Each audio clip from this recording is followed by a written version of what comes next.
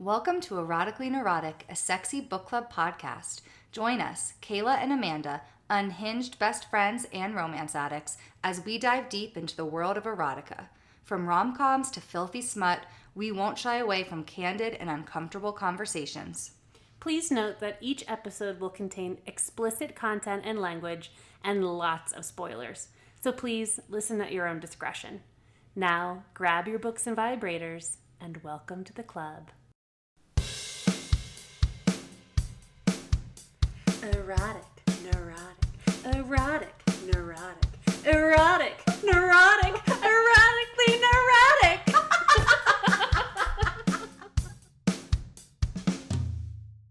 We're so excited to have Dana Sweeney on our podcast today, author of Lust for Tomorrow, a dystopian sci-fi romance that we covered on the podcast. Mm-hmm.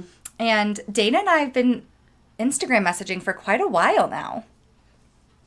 I'm like, how did it start? I don't know. I just I think you messaged me and I just loved everything you said, and it just went from there. Well, I think it's because the first episode I heard was Eclipse Ritual, which I love that book. And I was really pleased to hear that we had a lot of the same thoughts and opinions about it. Mm-hmm. I love it. So you were definitely Team Kayla. You're rooting for the brother-sister. Well, yes, because the taboo was so meaningful there, where he clearly was not just into her because she's his sister. He became into her in spite of being brother-sister, I felt like. Mm-hmm, mm-hmm. Fight us. I mean, I truly find I'm in the minority here, which is I feel like it's a little gaslighty, but it's also just such a strange and wonderful experience to be no, but guys, it's not okay for a brother to fuck a sister. She's fuck your brother. Your brother is hot. Just fuck him. But that's another conversation. I was at a concert last night, and the singer he was quite the showman. I loved him, but he was making a joke about how the song he was going to play was a number 2 hit, and he was like, having a number 2 hit is kind of like having a great kiss with your first cousin. And I was like, don't tell me that. But yes, we did. We bonded over our Kate Rivenhall fandom, and it went from there. And I'm so happy that we were able to read your book and chat about it with you. So tell us, I know that you grew up writing, but tell us how you really made it into your career, your journey of becoming a writer. Well, I always was a writer to some degree in one form or another, and I sold my first story when I was 16. I was really an overachiever and, an exceptional kid, and did everything early and then crashed really, really hard right after college, the way that a lot of gifted children do. And I actually went to college early, so I kind of sped directly into adulthood and then fell apart. So I had a degree in writing, and I had these achievements early on, and then I just sort of didn't for a long time. I just lived my life, and I wrote songs and poems and stories here and there, but I didn't try to do anything with them. And a lot of the problem was that I felt I wasn't doing anything the way that anybody else said you're supposed to do it, which I don't have the ability to sit down and plot out a thing. I have to just start writing, and eventually I learned that that's called pantsing, and it's valid. But for a while, it just felt like creative inability. And but I was always talented at writing, which I could apply to other people's stories. So I got a job writing on assignment, essentially, and I write professionally in the video games industry. So I write stories for the games and marketing materials for the games and help content for the games. Basically, anything that requires words, I'm involved. Wow. So are you a gamer? You're like, a little bit. I don't have the patience for a lot of long form stuff. There's other stuff I would rather be doing. And so I like casual gaming and card games. Okay, I can get down with card games. I love card games. I did Mario Bros back in the day. Yeah, games now are a whole different world. It literally, you're in a whole different world. It's it takes weeks and weeks and weeks, unless you're a professional gamer, to make it through. They're so complicated and dynamic. The video game world is so different from when we were growing up. I know. No more Mario Kart. Just like easy. Like, who are you going to be? Peach or Bowser? Yeah, now Mario is like on his search for his identity. Oh, God. You know, like, because he questions everything in this dystopian world of Mario. Damn. Just like, go fuck Peach. Like, I thought, when did this get so complicated? But actually, it was writing for games that got me to write my book, was a character that I created for a game. I didn't know that they were going to cast somebody with an accent to play him. And when I heard the voice actor do the role, I was, oh my. And I wanted Oh, you to had the write moment. more in that voice. And so I just sort of took that voice and implanted it in my head and started writing for that character. Yeah. Wow, so that's how Alpha came about. Yeah. The feeling of Okay, falling 'cause in I've- love with the voice. I love that. I was going to say, I read that on your blog, how it wasn't necessarily the visuals that you saw, but you heard this voice, you fell in love with it. So how did this parlay into an entire book? I was kind of in a weird place emotionally and very in a weird place physically because I'd had a child, and that can really fuck up your sex drive, as anyone who has ever had a child probably knows. And it took me a while to get it back. And this actually was what brought it back, was this voice made me start having fantasies again, which I hadn't had in a while, and it made me want things just on a sort of deep subconscious level that I'd moved on from, but now they were back, and they were back with a vengeance. And I started having this fantasy that was so hot. I thought I better write it down so I don't forget it, because it would be a real shame. That's how it started. Can I ask which one it is? Because there were yeah. a lot of different scenes in the book that we could pull from. Well, I mean, it starts with, I don't know what he looks like. How do you approach a man when you don't know what he looks like? And he's got this weird attitude that makes you feel like maybe he might not like to be approached. How do you even get his attention? And so it starts with her following him in the hallway and begging him to fuck her. And that entire scene, chapter 3, is basically, that was the first thing I wrote. Oh, I love that. You know, I didn't even mention this in the podcast episode about Lust for Tomorrow. We talked about so much. I think I just even slipped my mind.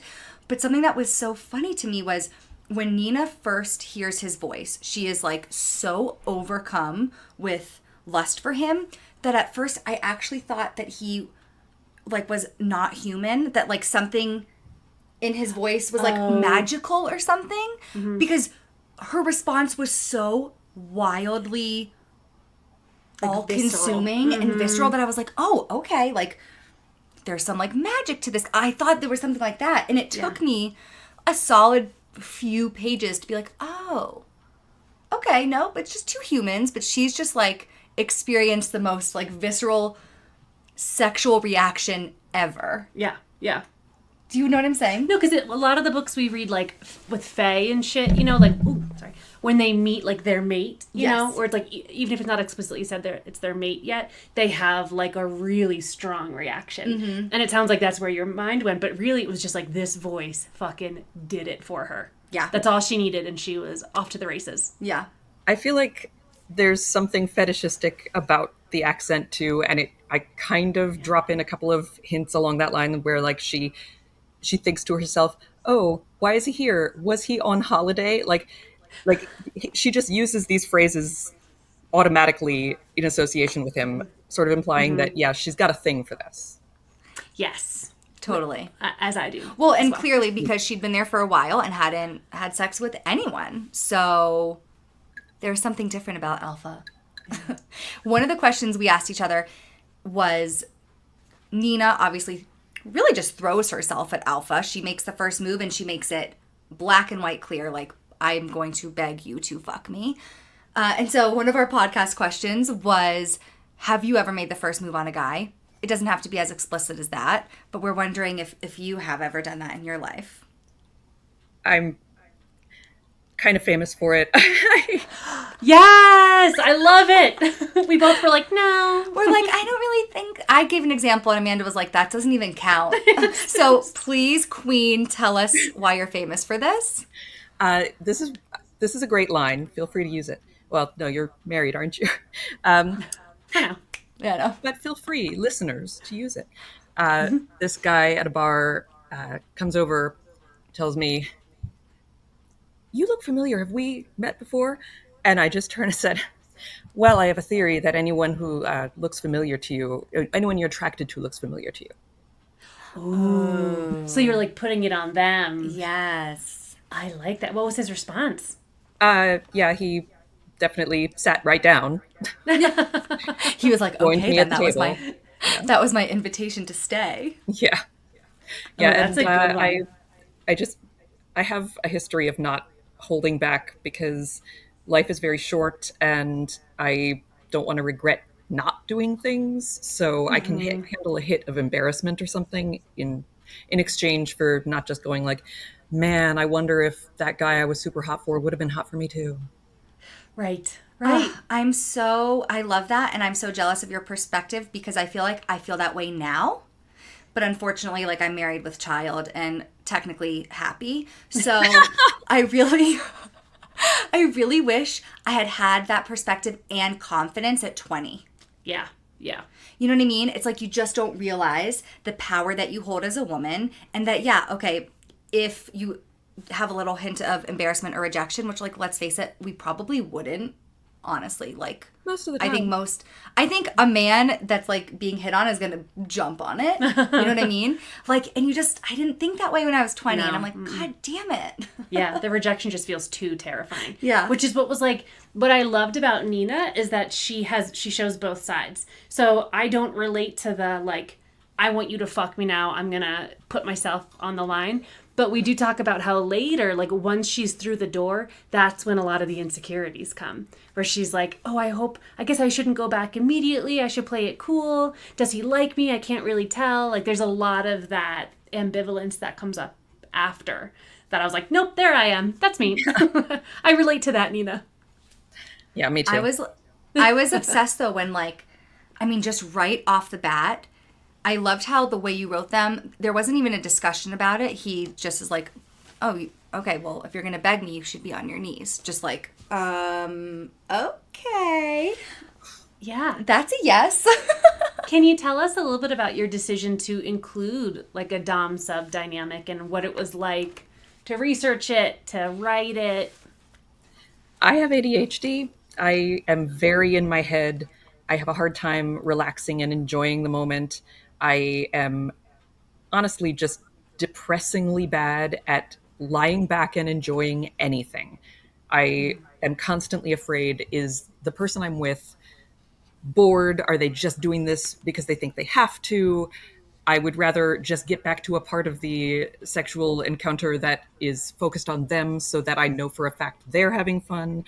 It's the Dom fantasy for me, it comes down to permission to enjoy myself because a Dom is only going to do exactly what he wants to do, or she. The Dom is not doing anything just for your sake. And if you're not doing what the Dom wants, they'll tell you. Yes.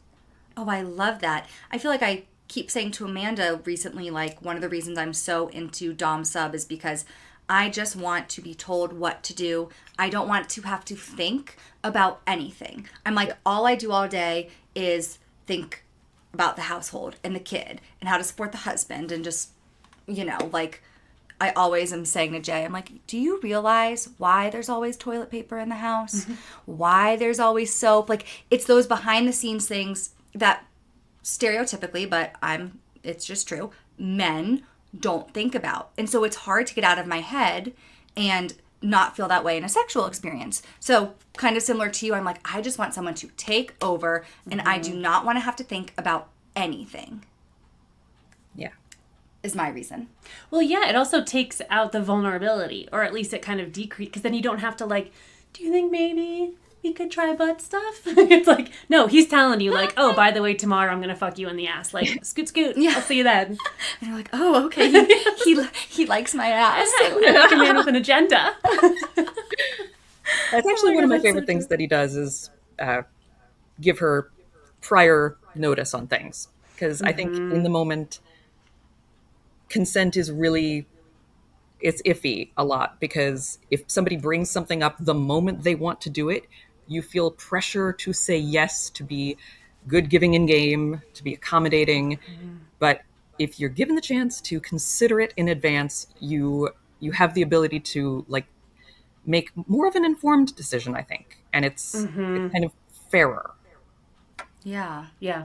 Yeah. Speaking of that, I know you're, similar to me, you obviously like some books that have non-con in there, but you very specifically wrote a book that is all consensual, but very sexy consensual. And so I'm interested into why you decided to make that a big part of your book, like that was important to you to always have consent. I think because I have had enough experiences of not being in the strongest consenting position that there's just nothing appealing to me on a personal level as a like realistic fantasy of just being steamrolled. I enjoy reading it in somebody else's voice, but if it's coming out in my voice, I can't think that way. It's only Yeah. fun Yeah. vicariously. It's not fun internally. You don't mind reading about non-con in other people's books, but as the author and writer yourself, it's hard to think in those voices. Yeah. I can't personally get into the frame of mind that enables it because I've experienced it, and so Yeah. it upsets me. But as a fictional thing, which when it's coming from somebody else's mind, it feels fictional, but in my own mind it's too real. Yeah. That's an interesting parallel to what we're talking about, which is like being drawn to a dom so that you have permission to just not think and experience. It's like you can be drawn to dark romance because it's like I don't have to worry about the consent of it all. I don't have to worry about if everyone's comfortable, if everyone is enthusiastic. I can just fucking go for the ride. But when it's your own baby that you're kind of putting together and writing, you do feel that responsibility. Yeah. Yeah, because Sure, that makes a lot of sense. it's like having somebody send you a dick pic or something. I didn't agree to this, but if you chat with somebody and then say, "Oh yeah, I'd love to see your dick." That's it's different and it's way sexier, and so I feel like I'm inviting the writer of the non-con into my head, whereas if it just starts happening in my head, and it doesn't feel sexy, and I don't know how to make it feel sexy. Speaking of consent, we know that's one of the nominations you have for the Indieverse is Hottest Consent, and let me tell you, we wholeheartedly agree. Can I just ask, how did you know or learn how to write consent so hot? Because Yeah. it really was. It never, as someone who really does like non-con, I also still enjoy consent, but it's more noticeable to me. I always notice it in a way that's kind of annoying. Me too. And I never felt that way in your book ever. Thank you. It's my proudest achievement of the book, honestly, is that people feel that way about it. Because you're not the only person who has said, I read a lot of non con, but this was sexy despite not being that. Right. Exactly. And it's How yeah, did it's you do fantasy. that? It's just fantasy for me. It's how I wish a man would act. Yes. It's like asking for consent through direction, and then implicit in the direction is if you don't want this, don't say. Like it's not like is this okay? Is this okay? Is this okay? Yeah. But it's like if you don't enthusiastically say yes to each and every one, then I'm gonna stop. Yes. Like if I don't like, so it wasn't so like over the top. It's so like in your face. It was really subtle but clear. The lines were never blurred. Thank you. I feel really taken out of the moment when I'm with a guy and he stops to check in on things. I feel like, at a certain point we've done various things or at least talked about having the interest in doing them. You don't need to stop and ask me every time. It just gets in my head. I would rather like Yeah. your hand goes there, like this is my opportunity to respond negatively if I would like to do so. If I don't, just proceed. Because we've I established. am with you. We had a debate about this a while ago. Have you ever seen the show Sex Education on No. Netflix? No, that's the Okay. Gillian Anderson one, right? Yes. Yes, and God, it's I love her. great. Well, the first few seasons were great. The last season I had to stop. I was so bored. But I think what really threw me over the edge, and I was like, I have to stop now, was they were all doing, quote, enthusiastic consent. And I was like, I can't. Yeah. Amanda was like, well, this is good. You know, they're teenagers. I think this is good. And I was like, no, they're in college, actually. And aren't we past this? No, I agree. When it's like, can I touch your right boob? Can I touch your left boob? Can I put my finger? It's like, oh my God, yes. Like, it's all green light until I say red light. Yeah. Like, just, Yeah. Yeah. And again, we're talking about Fantasyville. Obviously, real life versus fantasy life can be very different, but clearly, Dana, you and I feel very, very similar about our fantasy men, because I love that you were like, this is just how my fantasy man would act, is like, they would have my consent, but in this way, where they're dominant, they've taken over, I'm not responsible, I know they are doing things of their own volition, and like, I can actually enjoy myself. Yeah. And you actually have a bunch of other Indieverse nominations. 4, yeah. Yeah, the You do. best dystopian. That's amazing. And best tagline, and I'm really proud of my tagline as well. And best read set in another time. Tell us your tagline. Submission is freeing, love is a trap. Ooh. That's spot on. Thank you. Yeah. In a lot of different ways, that's spot on. No, it's spot on for everything. Yeah, so that brings me to a question I had. So in this story, there is this ongoing theme or kind of challenge where people, like, sex is pretty normalized within the squad. You know, it's like, we're humans, you need to get it out of your system. But then there's also this threat of sex turning into something more, marriage, kids, all of that kind of then being forced into this very domesticated life. So as a woman, you can either be this soldier kind of on your own, or you then are pinned down to be this like stay-at-home mom and support the husband, right? Can you tell us a little bit about the influence for that and what it was like to write that storyline at a time when that's kind of feeling like an impending threat for a lot of women? Exactly. And I feel like, you know, I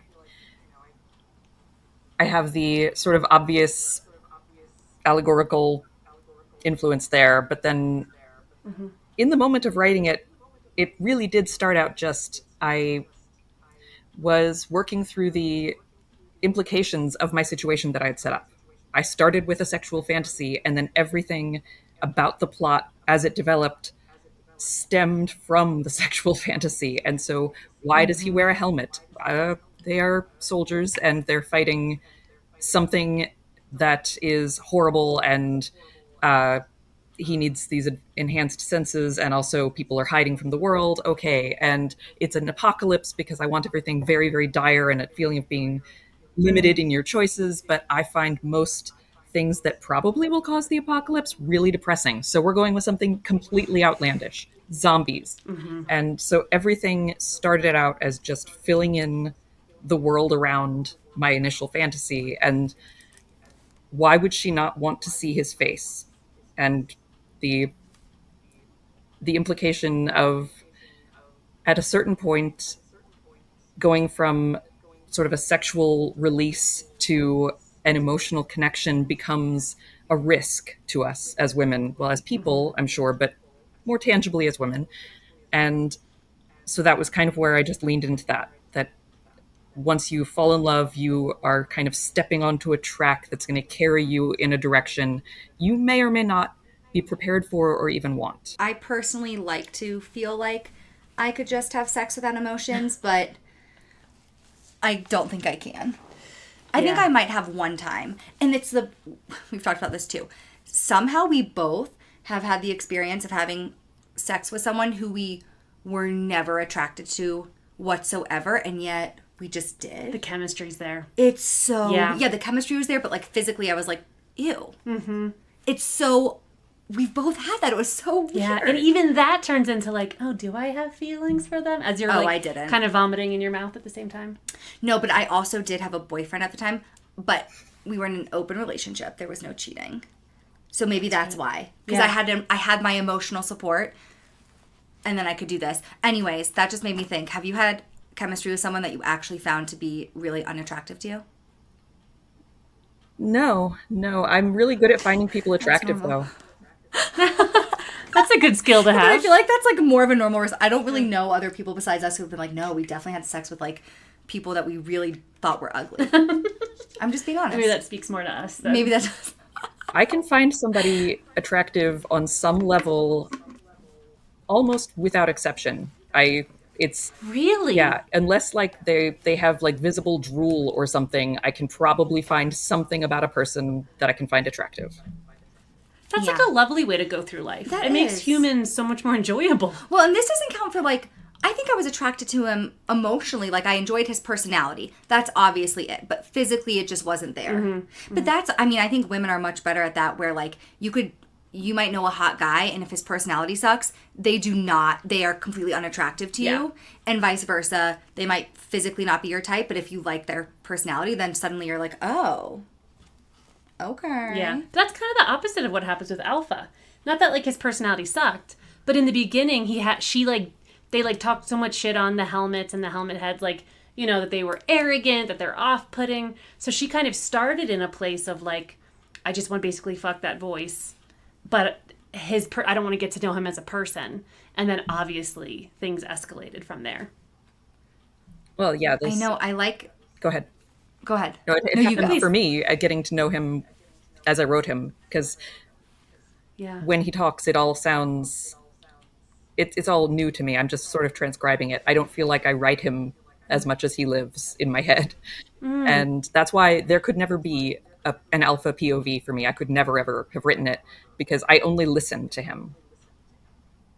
Oh, interesting. What's that experience like writing it? It's really really fun and sexy and unexpected. He surprises me all the time. Like whenever he's funny, I didn't write a joke. He made a joke, you know. And one day I was driving to the grocery store and he just started monologuing in my head. It happened to be December of 2022, holiday crowds.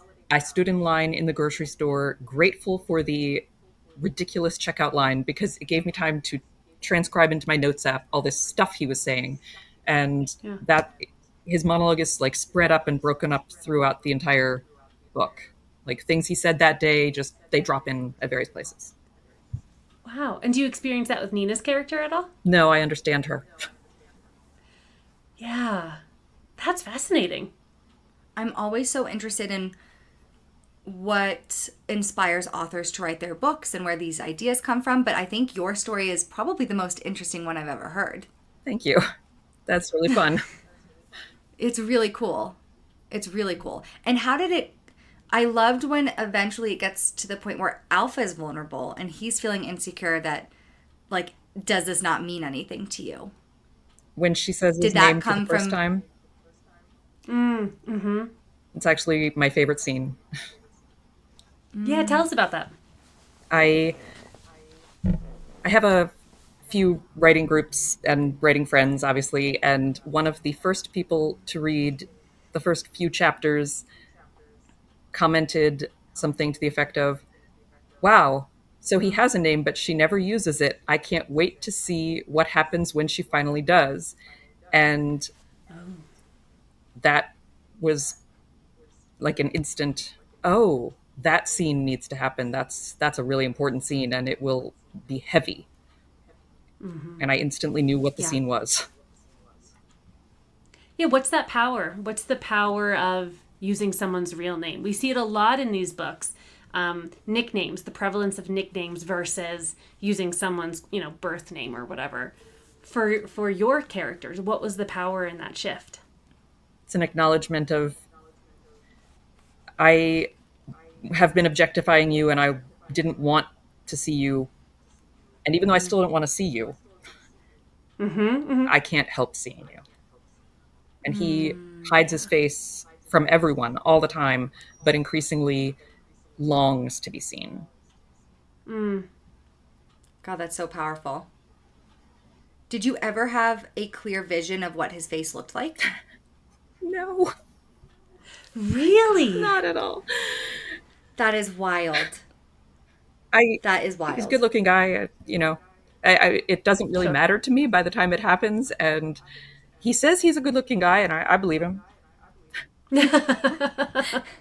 We know he can do all the right things. Exactly. So he's got to be hot. Yeah. And he's He's got not to be threatened hot. by Dimitri, who is I was gonna undeniably. say. Yes, I was gonna say it's kind of funny that Dimitri might be one of the first characters who actually sees his face because they have the threesome together and she's I always forget Blindfolded. blindfolded. I don't know why that word. Oh, I was like, And she's blindfolded, so Dimitri gets to have that little treat that none of us got at the time. yeah. Yeah, in book two, you'll get to see all of the planning of that, and that is just the most fun for me. The planning of how that threesome came to be. Yeah, the birth of their friendship. Oh, I'm so excited to see that. And I want to ask what inspired you to have the threesome with Dimitri involved. Well, for one thing, I think it's hot. Yep. And it was. It was. I Actually, enjoy- Amanda, that was Amanda's favorite. We always ask, like, what's your favorite Oh, yeah, I sexy know. scene? And Amanda listed that for I did. hers. Yes. Yes. Yeah, I love that scene. I wanted it there because it turns me on, and I knew it was kind of a risk to put a scene like that in a romance because some people just hate it so much. And so, Really? oh yeah, it's considered cheating by some people. And I'm like, how could she be cheating on him? It was his Wow. idea. Yeah, his fingers are inside her too. He's there. I think I'm not one of those people that hates it, but because I'm into reverse harem so much, I'm used to seeing threesomes with like people that are really involved in a harem. And it always throws me off a little bit. If it was another woman, I would automatically have a harder time with it. Although sometimes, I mean, I don't know if you've ever read the book Kid by Jessie Hall. I heard you talk about but- it. Oh, okay. She does an excellent job with that with that threesome because once again, I think it's just so easy to feel as a woman just like rejected. Like if they want another woman, it's a rejection to you. The way she wrote it didn't feel like that at all. Yeah. And similar with your book, I'm like, oh, okay. How is Nina going to feel about this third person? Is it going to be any sort of rejection to Alpha? How is this all going to work? I thought it was so hot. So, so, so hot. Amanda, has some qualms about how, I thought Alpha was so nitpicky. yes, and would've- I loved the nitpicky. I was like, that's how it works because he has to be so in charge. But I understand. What I liked about it, though, is I liked that it was Alpha walking Dimitri through it. That it wasn't, because I feel like sometimes in these threesomes, there's a little bit of like, not so much in the books that we read, because I feel like authors embrace this dynamic, but I feel like there's some internalized homophobia of like, the guys can't touch, it's all about the girl, like don't make eye contact with the guy, whatever. But in this one, he like takes his hand and like puts it inside her with his own hand. Like it's very, it's just like a team sport. And I really appreciated that. Thank you. That was the hardest thing to try to describe because I used to date a comic book artist, and he would, I need to draw somebody standing in this position holding this thing. Could you do that for me? And when you're writing, you have the same thing where, like, okay, I need a hand that's facing that way and another one that's coming from another direction, and and I don't have three hands and I bend my arms. So it Right. took me a while. Yeah. Yes. You need to see it visually. That's how I am too. Yeah, definitely. So did you automatically know this was going to be more than one book? No, not a clue. I tried to write it all in one book. My first draft is kind of ridiculous toward the end because it tries to make too many things happen and like save the entire universe in just a couple of chapters, because the fact is that it's a romance first and foremost, and once the love story is in the right place emotionally, anything after that becomes anticlimactic no matter how big it is. You just can't rush a story that big. And so once I realized that, it it made everything start to fall into place for me. And the bonus there was that I had written what was going to be just kind of a deleted scene for like a newsletter or something of, Tom and Dimitri getting to know each other and all of that stuff. And then I thought, that is probably too good not to follow up on more. and I'm and now that I can understand that I need more space to tell the non-romance elements of the story in a way that does it justice, I can springboard into Dimitri having his own story from this. Yeah. Oh, so the next book will be from Dimitri's perspective. Yeah, I love him. Oh, I loved him. I absolutely love him. And I also love the non romance tidbits in there of like, okay, something's up with the stronghold, something feels a little off. What is this mystery that we are going to hopefully unpack? Oh yeah, I'm excited. and that's why we have next the next romance obviously is important to this as well, because Dimitri gets to fall in love with somebody who actually does know some stuff and has been here longer than any of our friends. Awesome. So, what can you tell us? We know it's going to be about Dimitri, maybe his point of view. Do you have any timeline that you're working with for number two? I am within, I would say within a season of being done, because the first half of it is really solid, and then the second half I'm still moving the pieces around because I write out of order, and then I need to make all of the plot dependencies knit together correctly. And Oh. so I've got almost all of it on paper, but the second half I'm still sliding the puzzle pieces around to make it work right. You write the scenes out of order. Oh yeah, That's impressive. it's just the way my I was brain about to works. say- I don't have any option. Yeah. Oh my gosh, that's so cool. It's interesting. This is kind of a tangent, but I read Paris Hilton's memoir, which actually was like really good. Really good, actually. But she talks about she has ADHD, and she was saying that the way her brain works is she is constantly thinking in past, present, future. That like it's like multidimensional at all times. That her brain is just like going, going, going. So actually, you saying in the beginning, you said you have ADHD. So writing out of order actually makes a ton of sense. That it would just click for you that way. Yeah, it's like at the front of the museum, the little line with like dates that some of them have things happening, and so you get like a picture there and a picture there, but then the stuff in between, stuff happened there too, we just don't know what it is. And so for me, that Right. is how the story looks at the beginning. Is I know I've got this scene, this scene, this scene, this scene. I'll start with writing the things I know, and while I do that, the things in between will come into focus gradually. Yeah. Yeah. Definitely. cool. Well, I think A, it's super cool, but B, I like how you even just described how you make sure the different plot dependencies then fit in and get resolved. Because in some of the not as well written books, I feel like there are these big plot twists and you never really get the answer as to how it all came about. And it seems like your version of doing things, that's at the forefront. Like that's how you're piecing it together. So you make sure it actually all makes sense. And then the thing that I most depend on my editor for is, because I write certain things over and over again. And I mean, I'll just start a chapter over again from scratch. And then if it works out better the second time, scrap the original, basically. So I know all of the versions in my head. By the end, I'm not always 100% sure I have remembered to tell you all of the things that I said originally and then threw away that Yes. version. And so my editor asking certain questions is like, oh, that's right. I know that, but I didn't tell you that. Yeah. Yeah. Yeah. That makes sense. Totally.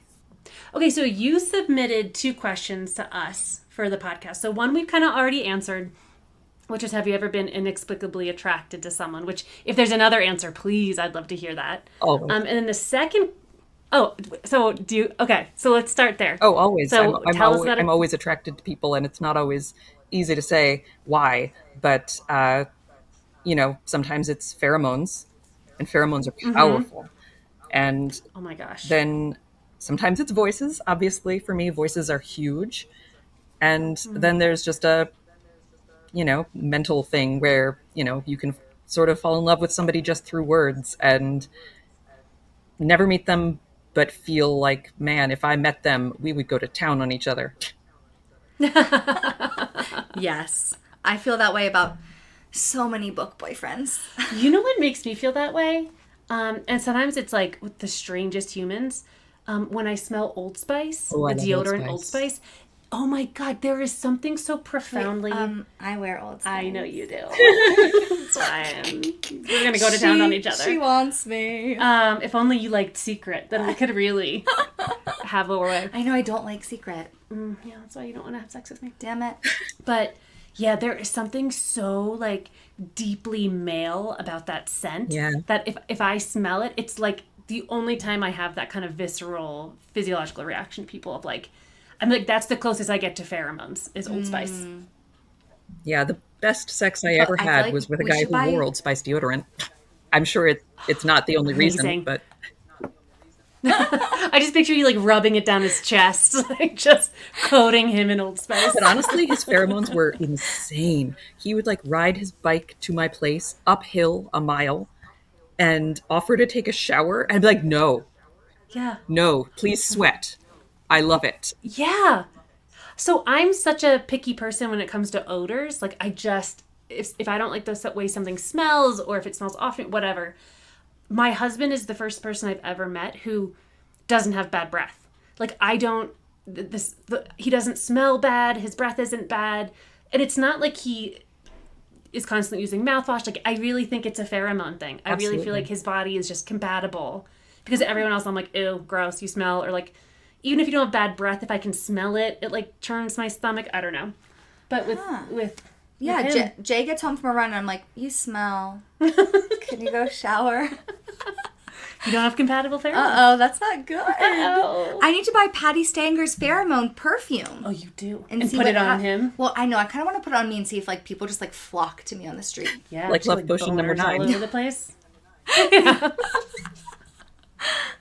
Okay, so the second question you submitted is, do you think you'd be more like Nina or Monica on the outset, abstaining and kind of focusing on rising the ranks, or living it up and just like fucking whomever? Historically, I'd say that my patterns of my lifestyle, I would definitely be Monica. I've really never abstained from anything in my life. I love it. Nor should you. Nor should you. I was bummed because once again, I would be Monica now. But I wish I was Monica at 20 Yeah. when I just didn't understand. You know? I was telling Amanda, I think I was just like taught to like value sexual experiences a little too much. Like almost just like they needed to be Like important. They needed to be meaningful. important and meaningful, have a greater Yeah. meaning than just fun and just experimentation. And so I really like took that to heart. And now I'm like, oh God, there's so much I could have done. Yeah. Because that's society, right? Like Yeah. society teaches us like our virginity, our bodies are sacred, and it's sex is meant about connection and then having babies, blah blah. We're not taught about female pleasure at all. So now, like in our 30s, we're reading these books and learning all of this shit that I wish I knew 15 years ago. The number of orgasms I wouldn't have faked had I known this I stuff. know. Had I known what to ask for or what to expect. The misinformation God. all of us have about sex is absurd. Yeah. It's cruel. And It's cruel. yeah, I'm coming at it from the opposite point of view. I had sex ruined for me at too young an age by horrible, horrible stuff. And so I didn't ever have a sense of it's precious and meaningful. And I also, for many years, did not enjoy it, but didn't care that much one way or the other. And it seemed like the sort of thing to do, and that, there's a certain power in it. It took me until I was 25 to have my first orgasm, and I'd been having sex since I was 15. Wow. Yeah. I mean, it's wild to think it took 10 years, but even more wild is how many 25-year-olds have not had an orgasm yet either. Like, in the grand scheme of life, that's super young.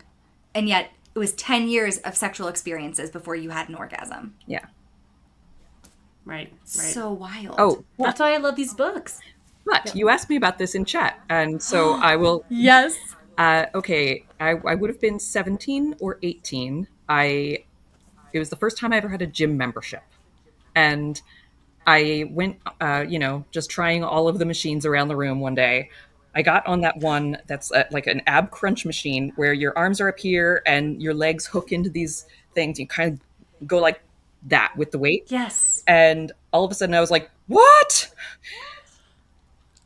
And obviously I tried to repeat the phenomenon, and I was able to do it a couple of times. But over the next several days, it started to just sort of fade because the stronger the muscles get, the harder you have to work to get the result. Oh. Yeah. Okay. This First came of about. all- This was going to be my surprise question. This was Dana the gift. messaged This was the that gift. when we were talking about women that can like crawl on their arms Yes. and drag their feet and have an orgasm, and she was like, me. Okay, first of all, I am so wildly jealous. It's making me angry. But also, thank you for going back and doing it again. Because everyone I've spoken to, they're like, oh, I would never. I've never touched that machine again. And I'm like, I would have a fucking 8-pack. Yeah. If I knew something could make me come by just like crawling on my elbows, oh my God, I Yeah. would do it all the time. Yeah. Yeah, I It's had a so torso sad, track though, for that a you while. lost the Same ability. thing. You remember the torso Which track? one? It was like an ab machine, kind of doing push-ups. That Yes. Oh, yeah. and yeah, the first few times I used that, it really worked. But after that, it still turned me on. It just didn't get me off. That my is God. fucking nuts. We have to start doing ab workouts. Oh my God. Like, we really, Like, really, V-ups really aren't do. doing it. They're not Yeah. doing it. Deadbug does nothing for That me. book doesn't do shit. Deadbug doesn't do shit. It's there. It's like the elusive squirting. You're like, it's right there. And we just figured it out. I'm that too. You could do it. God damn it, Dana. God damn it. God damn it. Living the dream, woman. You're living the dream. You really are. So can I make a Dana. guess? Your biggest quibble, Yes. because it's so many people's, and because you've said this on a couple of other things, is the lack of lube. Yeah. In terms of what? Anal sex, because I know you just recorded the podcast a couple of weeks ago, and I've just been betting that when I hear it tomorrow, the biggest quibble about the book will be that they don't have access to lube, but they still do have anal sex. Oh, we didn't even talk Oh my about God, no, the that doesn't lube even shortage. No. You know what's really surprising? Genuinely, we didn't like. I don't even know what we made. I don't even think we really talked- made fun of things. No, we talked about how hot the anal was. We talked about, yeah, we talked about how hot the anal was. Honestly, here's what our biggest thing was. We were talking about like what if he's just like really, really ugly under his helmet. Yeah, And that was a big weren't- concern. We were very, very concerned with his looks under his helmet because we didn't Yeah. want him to be a butterface. Or as we say, butter boy. Butter boy. We didn't want to be a butter boy. That was my biggest holdup because I was saying how my now husband, we actually met on a blind date, but you know, I looked him up on LinkedIn beforehand and he was wearing sunglasses and I was like, oh no. Why does he have sunglasses? What is he hiding? What is he hiding? Mm-hmm. Luckily, he was not hiding anything. He just like didn't have a professional LinkedIn photo. That was like his most professional looking one, was like him at a wedding wearing sunglasses. And so I just really, that was my main concern about Alpha. I was like, I don't know. You can have a hot body and an ugly face, and I just wouldn't want that for myself. That would be so sad for It would you. be really sad. Yeah. So Oh, well, my headcanon there has always been, and perhaps eventually it will be clearer, but, well, they're sort of picky about who they let into this place, and they're treating these people sort of as breeding stock. So, Oh, interesting. I mean, if he were really an That's a good uggo, I point. think they would just not let him in. Yeah. he's be out like the with friend. he's out with the gays and the zombies. Yeah, maybe that was what was wrong with Nina's Yes. friend that she came in with. They were like, woof, that's a 4. No, I think it's because she was a lesbian. Oh, right. Yeah, she was a 4 and a lesbian. She was a 4 and a lesbian. Yeah. She's out. Rough. So There is one, before we get to your favorite sex scene, which, as you know, is what we always end with, there's one thing that you brought up in the book that I got so excited to see because it's such a specific reference, and I just got excited because I knew the reference. When you talk about the Seattle freeze, What is your definition of the Seattle freeze? Because I just learned about this a couple months ago. Well, I've lived here for 25 years, and my my thing about the Seattle freeze is it has absolutely gotten worse over time. Uh, with access to hot and cold entertainment, basically running on demand, you can, like, back in the day, I feel like a friend would call me up and say, "I'm going to Costco. Want to come along?" And I'd be like, "Oh, I've got 5 hours before Lost is coming on tonight. Sure, let's go." But then once you didn't have to plan around something that you were looking forward to because it was just there when you wanted it, increasingly people started to go, "I could just sit home and binge watch Lost. So, why would I go anywhere?" So that has definitely made it worse and worse. But also, people here, they make a certain number of friends and they go, "I'm good." And they just don't want to make room for new people on a deeper level. It's like a barrier to entry where you can sort of stand out to somebody and they'll go, "Ooh, I want that one for my collection." But if you make an overture, it's not going to be received very well a lot of the time. There is, Yeah. People are very cool, and cool people don't say, "Hi, I would love to get to know you better." That's off-putting. That's golden retriever energy, and people here are cats. Cats are more popular here than dogs. It's like the only city where that's true. I remember my friend moved there for grad school, and she was saying, like, yeah, people are friendly, and people say they like to go on hikes, and they say they like to camp, and they say they like to do these things, and they talk a big game, like, yeah, let's do that next weekend. Yeah, let's do that. Let's do that. And then, but there's actually no follow through. So there's this illusion of inclusivity, but it's actually really hard to like get the official invite. And so when you mentioned the Seattle freeze, I immediately called her to be like, no, this is a thing. Your experience is so valid. Like, there's actually a term for it. It's everybody is waiting for a better offer and secretly would rather just stay home and be alone. If you make plans with somebody for this Saturday, you are committing to going out on Saturday. What if on Thursday somebody tells you that they've got tickets to Taylor Swift? Oh my God, I cannot make plans for Saturday. That's sort of the mentality all the time is, I don't want to commit to anything. If you ask me Saturday afternoon, maybe I'll be in a mood to say yes, but between now and then I'm keeping my options open. Yeah. Your audio's not, I'm hoping that it's recording on your end. I know. What if Okay, Dana, talk to us. Hello? Hi, can you hear us? Yes. Okay. I just took your video off to see if it made your audio work. Okay. All right. Well, Dana, real quick, we have to ask you, of all of your sexy scenes, because there were like roughly 25 in the book, which one was your favorite sexy scene? It's the first one. The first one is the fantasy that brought me back to life. Yeah. It will always have a special place for me. I loved everything about that experience in my head. Yeah. Well, we loved it in your book. I know. We really loved it in your book, and we just think it was so good. I loved reading it. We loved talking about it. We are so excited that we got to talk to you today. Yes, thank you. Yeah. This has been amazing. Thank you. Thank you for reading my book. I'm always so grateful. Oh my gosh. Of course. And thank you for being so interactive with us on Instagram and being such a good support of our little project. Yeah, we are really excited to see your next book and whatever you're doing in the future, so to stay in touch, and we'll keep communicating, and we hope you like our episode on your book. I can't wait. All right. Awesome. Thanks, Dana. Have a great day. Bye. Bye. Bye.